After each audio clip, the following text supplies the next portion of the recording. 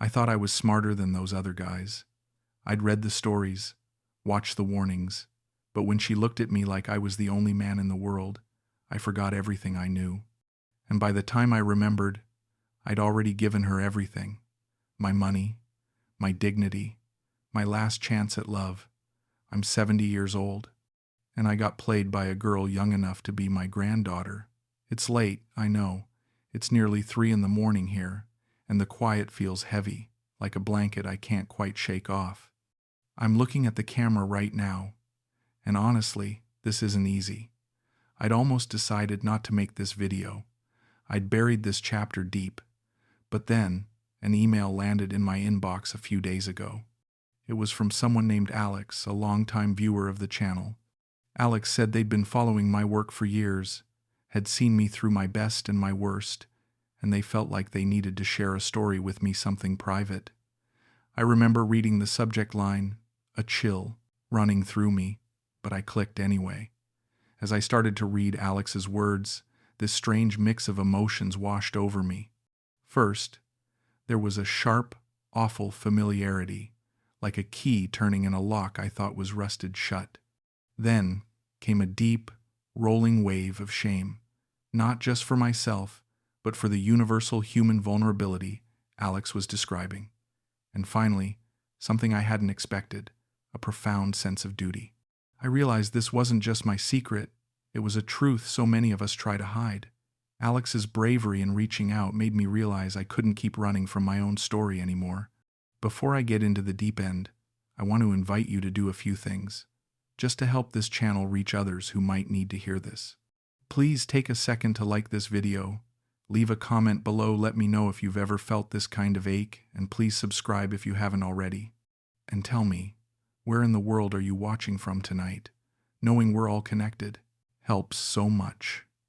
Truly, from the bottom of my heart, thank you. Especially to those of you who have been with me, coming back week after week. Your support isn't just a number on a screen. It's what gives me the courage to sit here, right now, and open up. It means the world. Tonight, there are no filters. This is just me, talking to you, because I have to. Let me take you back to where it all started.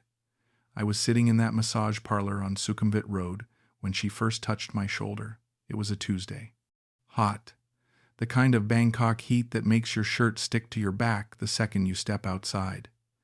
The ceiling fan was rattling above us, and somewhere in the back room, incense was burning.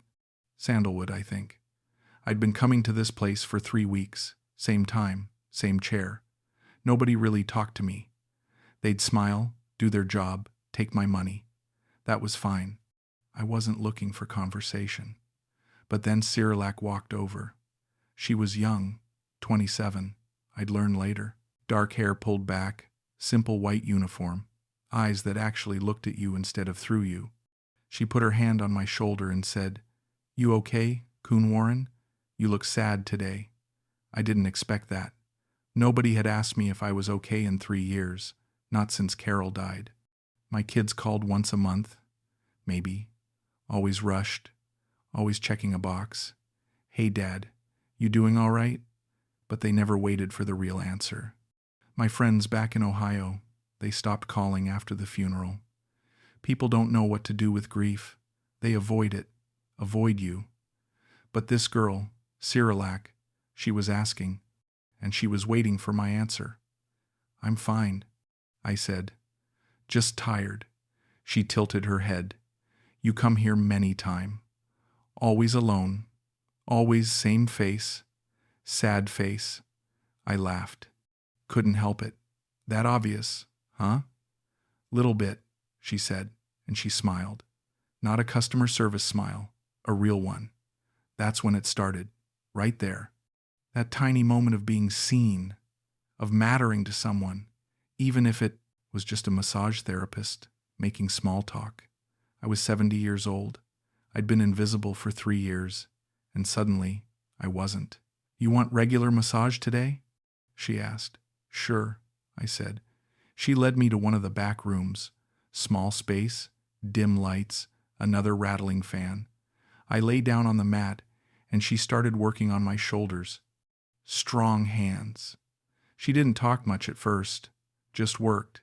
But then she said, "You live in Bangkok?" "Yeah," I said. "Been here about 2 months." "You like?" "It's different, loud, crowded. But yeah, I like it." "You come from America?" "Ohio." "Oh," she said, like she knew where that was. She didn't. But she nodded anyway. "You retire?" "Yeah." "Retired accountant. Spent 40 years behind a desk. Figured I'd see the world before I die." She laughed at that. "You not die. You look strong." I didn't feel strong. I felt old, tired, lonely. But I didn't say that. "You have family?" she asked. "2 kids, both in the States. Son and daughter. They're busy, got their own lives. They not come visit you?" "No, they think I'm crazy for moving here." "Why you move?" "That's the question, isn't it? Why did I move? I could have stayed in Ohio, could have rattled around in that empty house, waiting for holidays when the kids might show up. Could have spent my days playing golf with men I barely knew, pretending I was fine, but I wasn't fine. I was suffocating. Every corner of that house had Carol in it, her books, her coffee mugs, her reading glasses on the nightstand. I couldn't breathe. I needed a change, I said. Sriillac was quiet for a moment. Then she said, "I understand. Sometimes we need new place. New start." I didn't respond. Didn't need to. She got it. Or at least, it felt like she did. When the massage ended, she helped me sit up. I paid her, tipped her well. She smiled and said, "You come back, okay? I take care of you." "Sure," I said. I thought that was it. Just a nice conversation with a kind stranger. But as I was leaving, she called after me. "Coon Warren, you want have dinner sometime? I show you good Thai food. Real food, not tourist food." I stopped, turned around. She was standing there, hands folded in front of her, looking a little nervous, like she wasn't sure if she'd overstepped. "As friends," she added quickly, "I have many farang friend. I like practice English." I should have said no. I should have smiled, thanked her, and walked out. But I didn't. Because for the first time in 3 years, someone wanted to spend time with me. Not out of obligation, not out of pity, just because. "Sure," I said. "I'd like that." Her face lit up. "Okay. Tomorrow?" "I finish work 6 o'clock. "Tomorrow's good." She wrote down her phone number on a scrap of paper and handed it to me. "You text me. We meet." I took the paper, walked out into the Bangkok heat, and for the first time since Carol died, I felt something other than emptiness. I felt alive. Maybe that should have been my first warning. Maybe I should have known that feeling alive again would cost me everything. But I didn't think about that. I just thought about her smile, and the way she'd called me Coon Warren, like I was someone worth respecting. I walked back to my apartment that day, and I didn't feel 70 anymore. I felt 50, maybe younger. I felt like I still had something to give, someone to be. I was wrong, but I didn't know that yet. The next evening, Sriillac met me outside the massage parlor. She'd changed out of her uniform, jeans and a simple white blouse, hair down. She looked younger than I remembered. She smiled when she saw me. "You come," she said. "I think maybe you forget." "I don't forget," I said. She led me through side streets I'd never walked down before.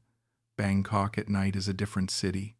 Neon lights, street vendors, the smell of grilled meat and fried garlic, motorbikes weaving through traffic. Sriillac walked fast, like she belonged here. I struggled to keep up. My knees aren't what they used to be. We ended up at a small outdoor restaurant, plastic chairs, metal tables, a woman cooking over a charcoal grill. Sriillac ordered for both of us. Didn't even ask what I wanted. Just spoke rapid Thai and nodded.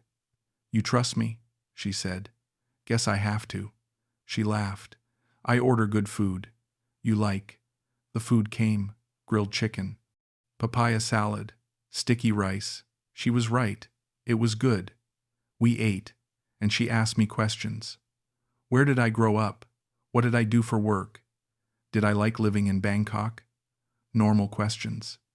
But she listened, really listened. Not like she was waiting for her turn to talk. Like she cared. You miss your family? She asked. Sometimes, I said. But they don't really miss me. Why you say that? They're busy, got their own lives. I'm just the old man who calls too much. She frowned. That's sad. Family should care. What about you? I said. You got family? Her face changed. Just a little, like a cloud passing over the sun. I have mother and brother in Udon Thani, north of here. You don't see them much? No. I work here. Send money to them. My mother, she's sick. Diabetes. Medicine. Expensive. I'm sorry. She shrugged. Is okay. I take care of her. That my job. Your father? He died when I was 14. Heart attack. That's tough. Yeah. She looked down at her plate. After he die, everything hard. No money. I have to stop school. Come Bangkok. Work. I didn't know what to say to that. My life had been easy. Stable job. Good marriage. Healthy kids. I'd never had to choose between school and survival. I'd never had to leave home at 14 and raise myself. I felt a sudden wave of respect for her, and pity, and something else I couldn't name. You're strong, I said. She looked up, smiled a little. I have to be. We finished eating. She wouldn't let me pay for everything, split it down the middle. That surprised me. Every story I'd heard about Thai women and Western men involved money, but she insisted. I invite you, she said. I pay my part. We walked through a night market after that. She pointed out stalls selling fruit I'd never heard of. Rambutan, mangosteen, durian, which she said smelled like garbage but tasted like heaven. I bought some mangosteen. She taught me how to open it. Laughed when I got juice on my shirt. You like baby, she said. I feel like one, I said. As we walked, she slipped her hand into mine. Just like that. Casual. Natural. My heart jumped. I'm 70 years old. My heart shouldn't jump. But it did. This okay? She asked. Yeah, I said. It's okay. We walked like that for a while, hand in hand. Two strangers in a city that didn't care who we were. I felt young again. Stupid, maybe, but young. Later, I met Tom. He was a British guy, 68, been living in Bangkok for 10 years. We'd met at a bar a few weeks earlier, bonded over being old expats who didn't quite fit anywhere. I told him about Sriillac over beers. He didn't look impressed. Mate, how old is she? 27. He laughed. Not a nice laugh. And how much have you given her? Nothing. We split the bill. Give it time, he said. They all have sick mothers, Warren. All of them. It's the oldest play in the book. She's not like that. They're all like that. I felt my jaw tighten. You don't know her. I don't need to. I've been here 10 years. I've seen this 100 times. Nice girl, hard life, sick family. She'll bleed you dry, and you'll thank her for it. She's different. Tom shook his head. They're all different. Until they're not.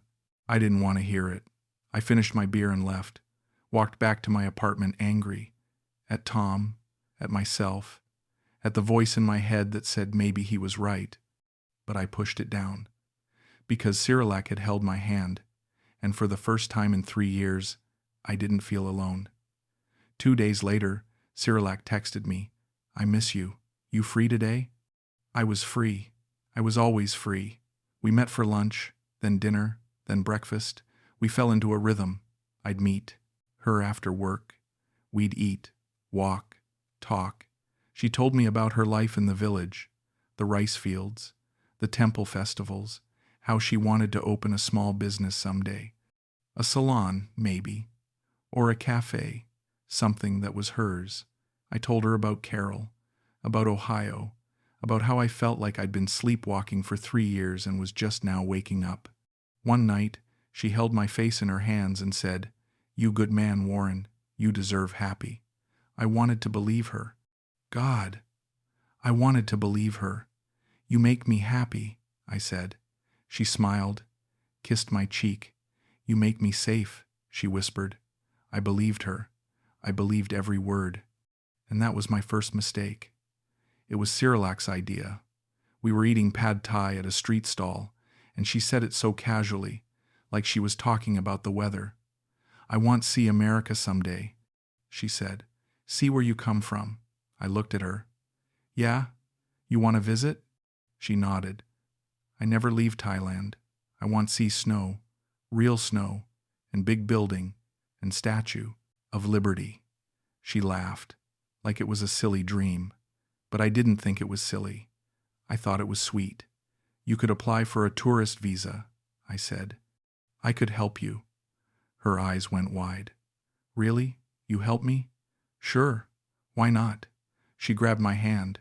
"Warren, you so kind. You like angel." I wasn't an angel.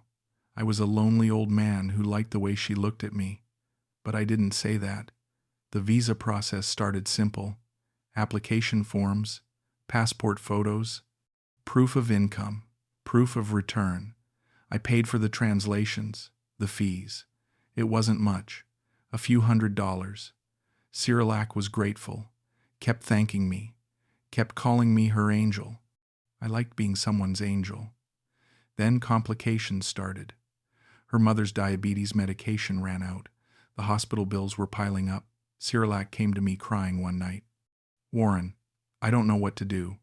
My mother, she need medicine. But I don't have money." "How much?" I asked. 15,000 baht. About $400. I didn't think twice. I transferred the money. She hugged me, kissed me, said I saved her mother's life. A week later, it was her brother, Niran. He was in university, studying engineering. His tuition was due, and he'd run out of scholarship money. "He's so smart, Warren," she said. "He get good job someday. Help family. But now, he need help." "How much?" 30,000 baht. $800. I gave it to her. She cried, said I was the best man she ever met. The visa application was denied. We were sitting in my apartment when she got the email. She read it, went quiet. Then she started sobbing. Not pretty crying, ugly crying, the kind that comes from deep in your chest. "I knew it," she said. "I knew they say no. I not important. I just Thai girl. They think I run away. Stay illegal." "Hey," I said, pulling her close. "It's okay. We'll apply again. They never say yes. They will, I promise. We just need to make the application stronger. Show more financial stability, more ties to Thailand." She looked up at me. "You think they say yes next time?" "I know they will." She wiped her eyes. "Thank you, Warren. You always help me.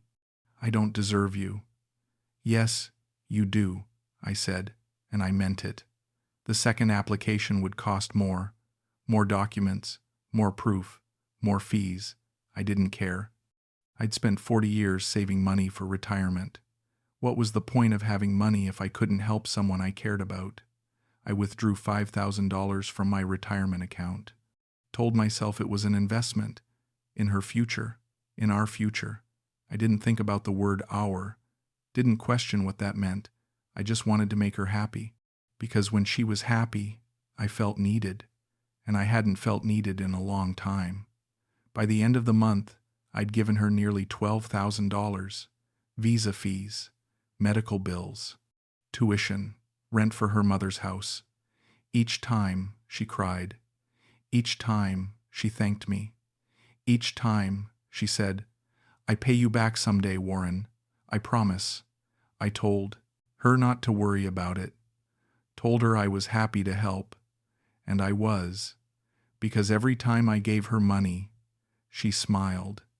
And every time she smiled, I felt like I mattered. Tom asked me about it over beers. How much have you given her? I didn't answer. Warren, it's not like that, I said. She's not asking. I'm offering. How much? Enough. Tom shook his head. You're going to regret this. She's going to pay me back. He laughed. Bitter. They always say that. I didn't talk to Tom for 2 weeks after that, because deep down I knew he might be right, but I wasn't ready to admit it, not yet. Sriillac invited me to Udon Thani, her village. I want you meet my family, she said. Meet my mother, my brother. I saw it as a sign, a good sign. If she was introducing me to her family, it meant I wasn't just some temporary foreigner. It meant I mattered. The bus ride was 7 hours, hot, cramped. Sriillac slept on my shoulder most of the way. When we arrived, the landscape changed. No more skyscrapers. No more traffic. Just flat land, rice fields, small houses with tin roofs. Her mother's house was at the end of a dirt road, wooden, simple. A small porch with a plastic chair, chickens wandering in the yard. Her mother, May, was sitting on the porch, thin, gray hair. She smiled when she saw us, but she didn't stand up. Couldn't. Diabetes had taken her mobility. Sriillac hugged her, spoke rapid Thai. May looked at me, said something I didn't understand. Sriillac translated. She say thank you for helping me, for helping family. Tell her she's welcome, I said. We sat on the porch, drank warm Coke. Sriillac's brother, Niran, came home later. 22, skinny, shy. He shook my hand. Thank you, sir, for my school. I study hard. Good, I said. Education's important. That night, we ate dinner together. Simple food, rice, grilled fish, vegetables. May didn't eat much, just watched me. I felt like I was being evaluated. After dinner, Sriillac's uncle showed up. He was loud, drunk, wanted to know how much money I made. You have pension? He asked. Sriillac translated, embarrassed. Yes, I said. You give Sriillac money? I help her when she needs it. He laughed, said something in Thai. The whole table went quiet.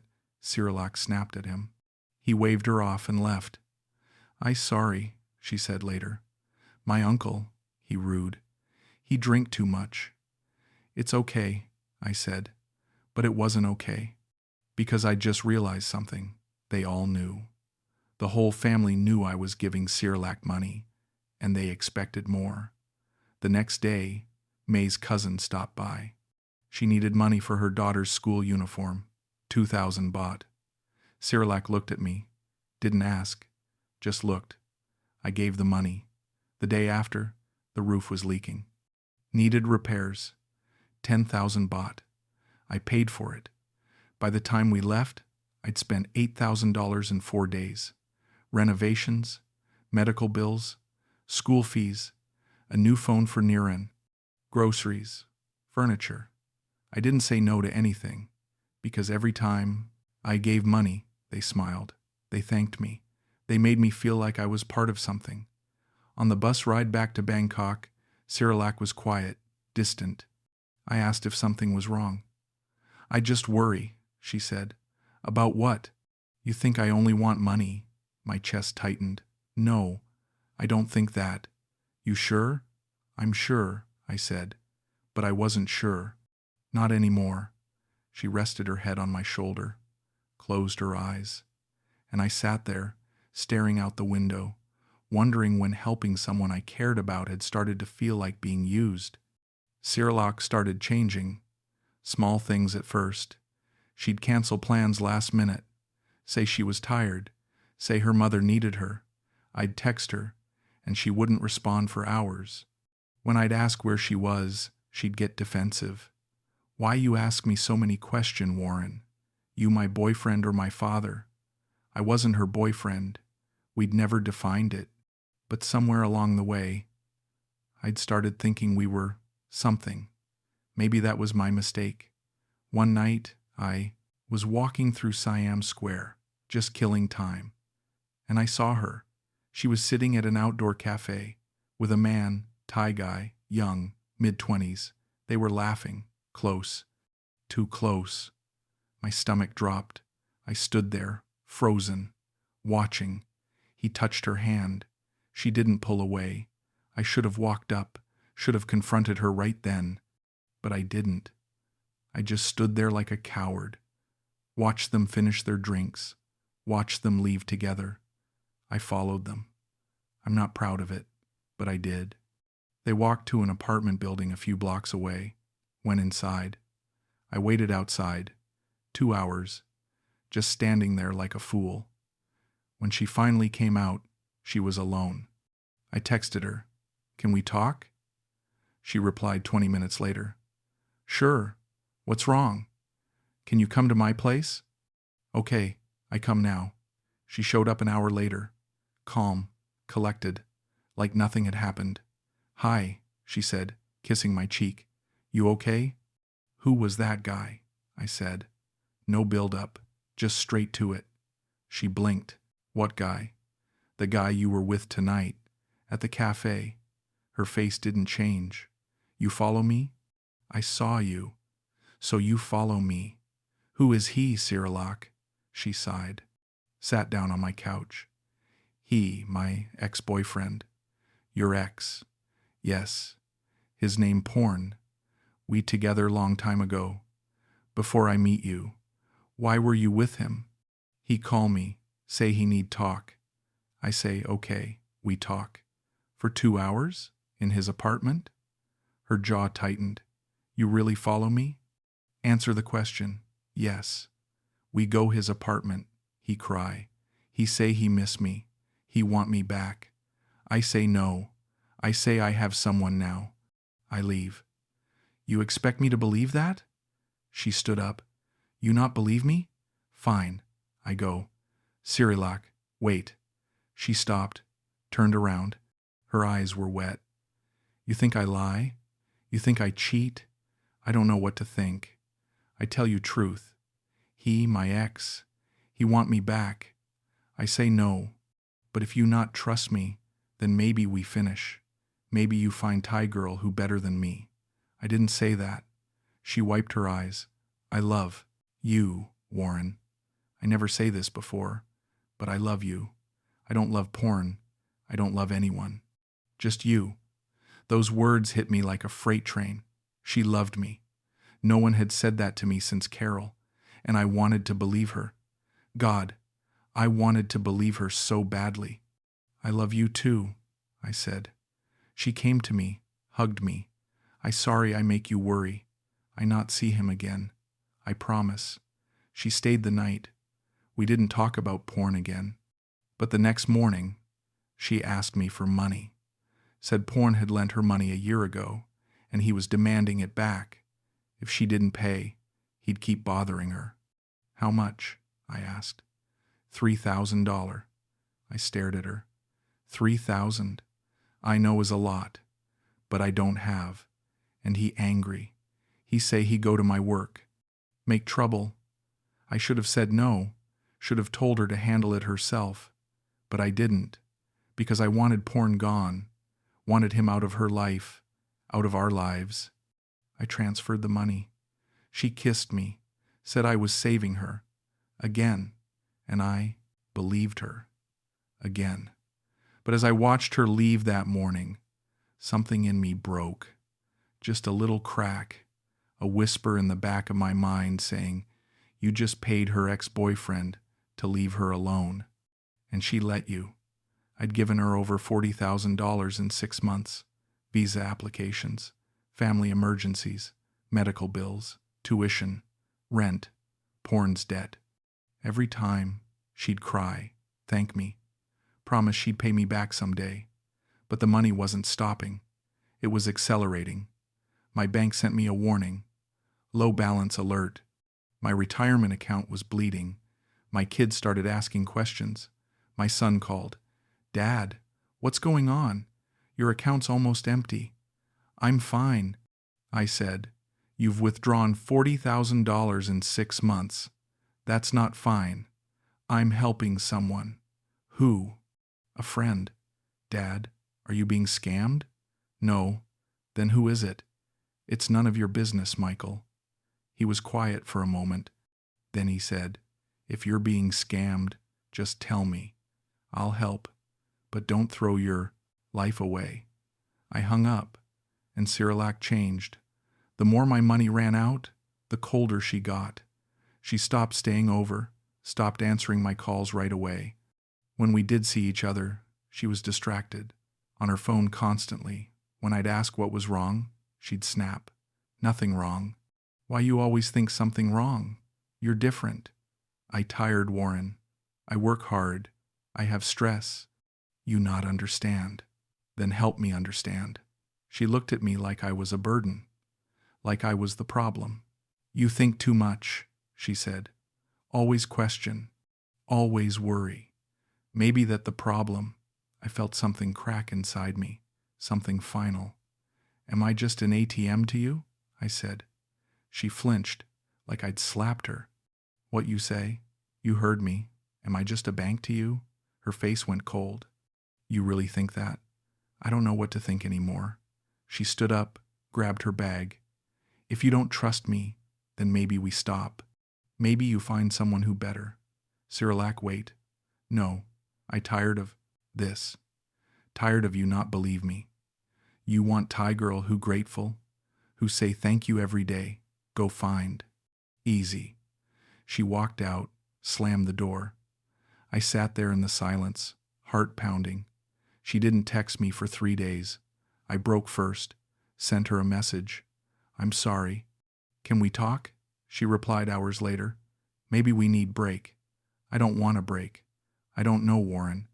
I think about it. Desperation clawed at me. Let me take you somewhere. A trip.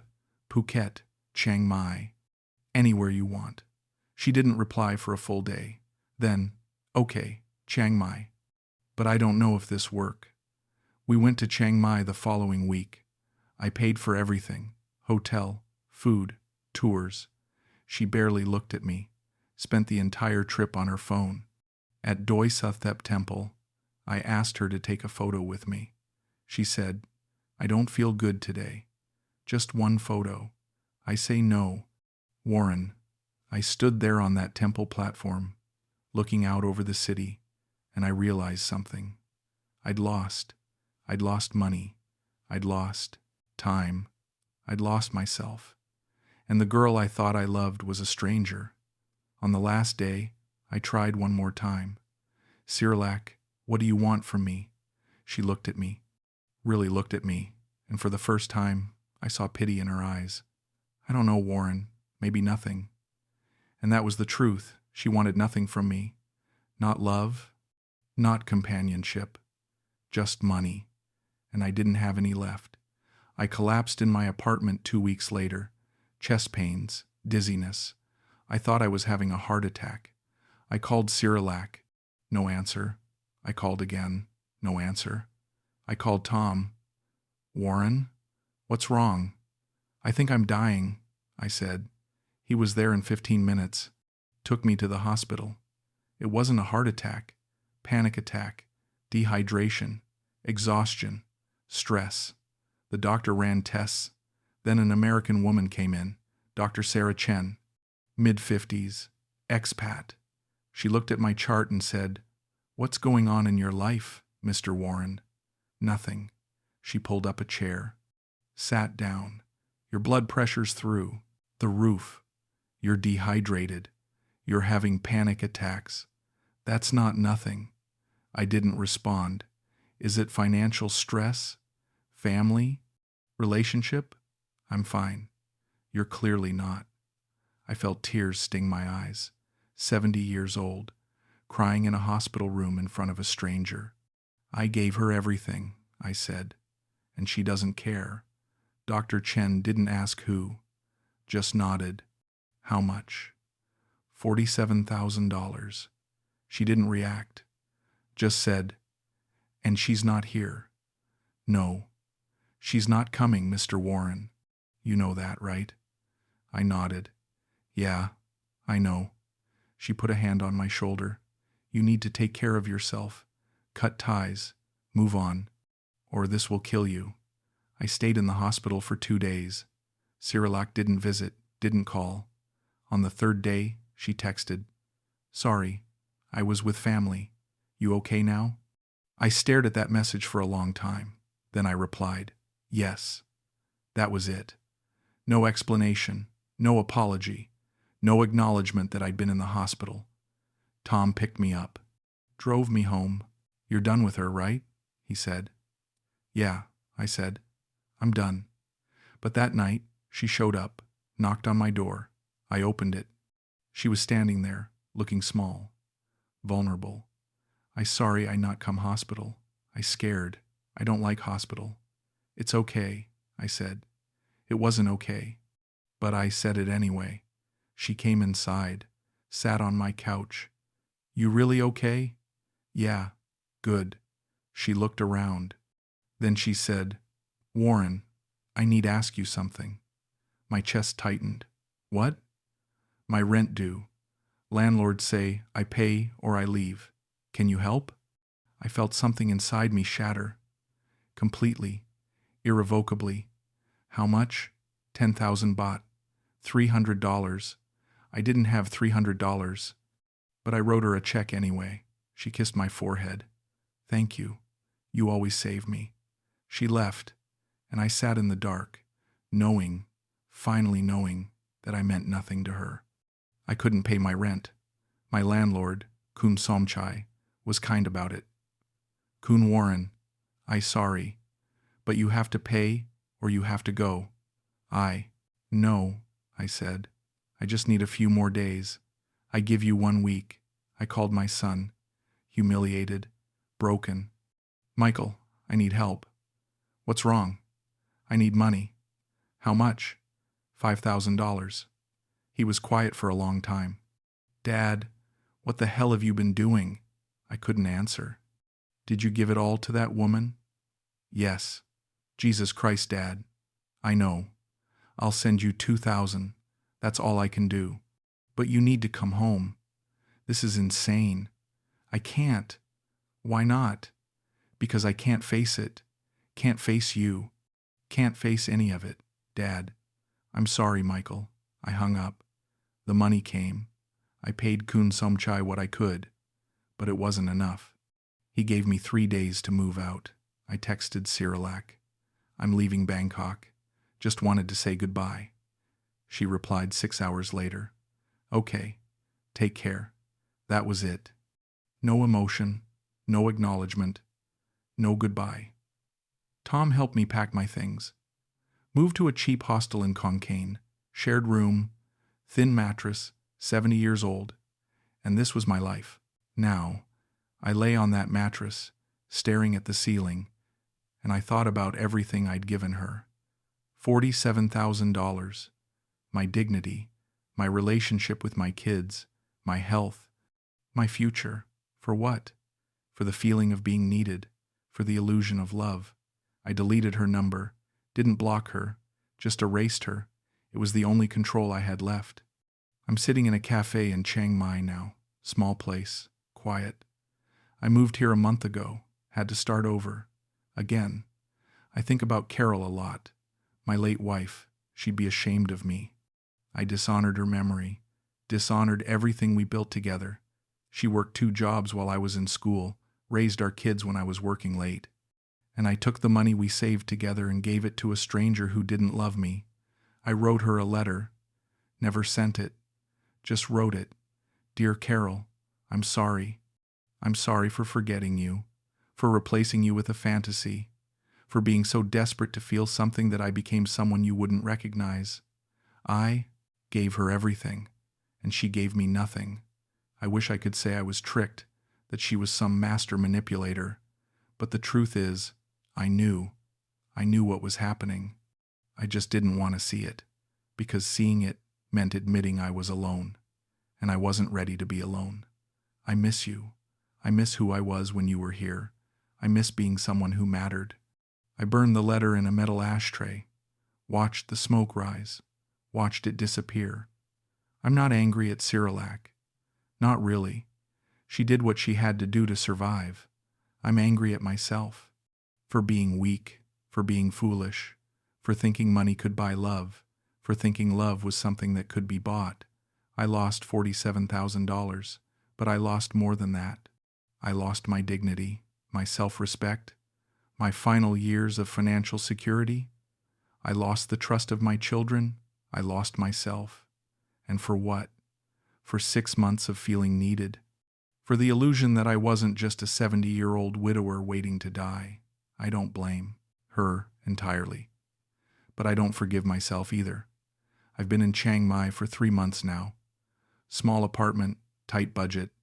I volunteer at a temple, teaching English to monks. It's quiet work. Simple. I see other Western men here. Old guys like me, with young Thai girlfriends, holding hands, smiling. I recognize the look in their eyes, the same look I had. The look that says, I know the risks, but she's different. She loves me. I don't warn them. Everyone has to learn their own way. One evening, I'm scrolling through Facebook. Don't know why, just bored. And I see Sriillac's profile. She's at a beach resort, Koh Samui, maybe. Smiling, arm around an older Western man, 75, maybe. Gray hair, kind face. He looks happy. She looks happy.